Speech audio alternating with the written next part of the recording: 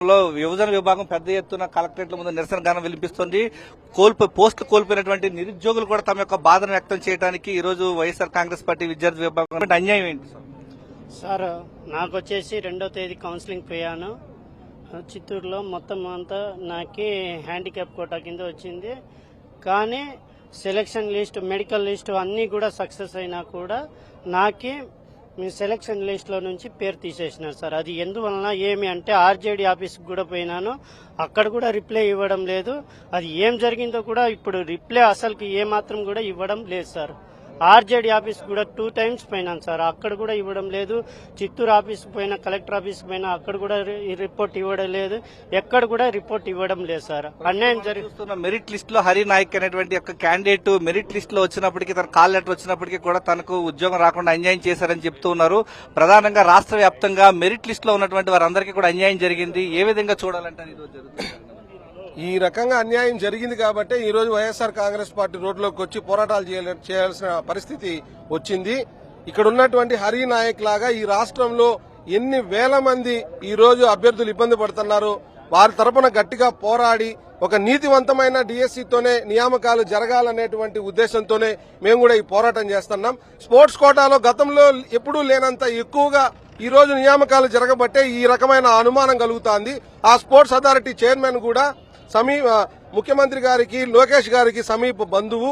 ఈ ఫేక్ సర్టిఫికెట్లన్నీ కూడా క్రియేట్ చేసి ఫేక్ సర్టిఫికెట్ల ద్వారా ఎక్కువగా నియామకాలు చేపట్టారు కాబట్టి ఈ రోజు మా అభ్యంతరం. ఇది మా ఆవేదన కాదు, సాక్షాత్ అభ్యర్థులే ఈ రోజు మీడియా ముందుకు వచ్చి మాట్లాడేటువంటి పరిస్థితి. కాబట్టి ఈ డిఎస్సీని మమ్మల్ని పరుష పదజాలంతో నిందించడం కాదు, ముందు డిఎస్సీని ఆపేసి కొత్త నోటిఫికేషన్ ఇచ్చి అభ్యర్థులందరికీ కూడా పారదర్శకమైనటువంటి టెస్ట్ ద్వారా వారిని ఎన్నుకోవాల్సిన సందర్భం ఉంది. లేకపోతే వైఎస్ఆర్ కాంగ్రెస్ పార్టీ దీని మీద బలంగా పోరాటాన్ని ఉధృతం చేస్తుందని నేను తెలియజేస్తున్నాను. మెగా డిఎస్సీ 2025 రద్దు చేయాలని చెప్పేసి ప్రధానంగా డిమాండ్ చేస్తున్నారు. ఈ రోజు నిరుద్యోగులకు అన్యాయం చేస్తూ ఈ రోజు చేసినటువంటి కూటమి ప్రభుత్వం దగా డిఎస్సీ ఏ విధంగా చూడాలంటే? లోకేష్ గారు డిఎస్సీ జాబులన్నీ అమ్ముకున్నాడు.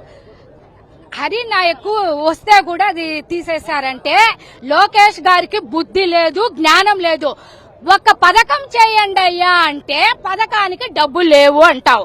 ఇవన్నీ డిఎస్సీ డబ్బులు అవన్నీ ఏం చేస్తా ఉండావు లోకేష్ గారు? నిద్రపోతా ఉండారా? పేద ప్రజలకు అన్యాయం చేస్తే మీ కూటమి ప్రభుత్వంలో సీఎం గాని, లోకేష్ గారు గాని, ప్రతి ఒక్కరు గాని పుట్టగత లేకుండా పోతారు. పేద ప్రజలకు అన్యాయం చేయకూడదు చంద్రబాబు నాయుడు గారు, అది గుర్తు పట్టుకోండి. ప్రతి దాంట్లో అన్యాయమైన సిగ్గు శరం లేకుండా సీఎం అయినారు చంద్రబాబు నాయుడు గారు.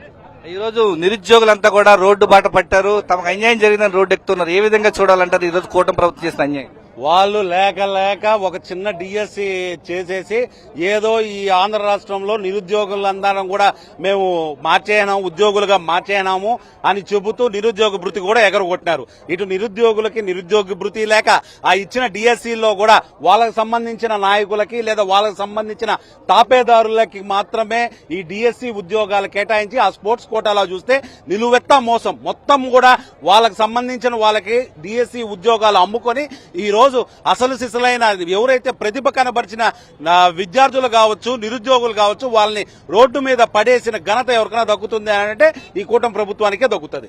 ఈ రోజు నిరుద్యోగులంతా కూడా రోడ్డు బాట పట్టారు. ఈ రోజు తమకు జరిగిన అన్యాయం పైన సిబిఐ విచారణ జరుగుతుంది అంటున్నారు. ఏమంటారు? అంటే చంద్రబాబు నాయుడు గారు ఎంతో గొప్పగా ఎన్నికలప్పుడు నా మొదటి సంతకమే మెగా డిఎస్సీ అధికారంలోకి వచ్చిన వెంటనే అమలు చేస్తానని చెప్పి 2 ఏళ్ల తర్వాత అమలు చేసింది కాకుండా అది కూడా 25,000 పోస్టులను అమలు చేస్తానని 16,370 పోస్టులకి అనౌన్స్ చేసి ఈ రోజు ఎవరైతే తమ పార్టీ జెండాలు మోచారో, ఎవరైతే తమకు 15 లక్షల రూపాయలు సమర్పించుకున్నారో వాళ్ళకి మాత్రమే ఉద్యోగాలు వచ్చేలాగా అన్ని నిబంధనలను తొంగలోకి తొక్కారు. ఎక్కడ కూడా మెరిట్ లిస్టుని కలెక్టర్ కార్యాలయాల్లో నోటీసు బోర్డులో ఉంచాల్సినటువంటి పరిస్థితి, పబ్లిక్ డొమైన్ లో ఉంచాల్సినటువంటి పరిస్థితి. మరి పబ్లిక్ డొమైన్ లో 3 సార్లు మెరిట్ లిస్టును మార్చారంటే ఎన్ని అవకతవకలు జరిగాయో స్పష్టంగా అర్థమవుతున్నటువంటి పరిస్థితి. మరి స్పోర్ట్స్ కోటాలో 420 పోస్టులను ఏమాత్రం కూడా అర్హత లేనటువంటి వాళ్ళకి ఇవ్వడం జరిగింది.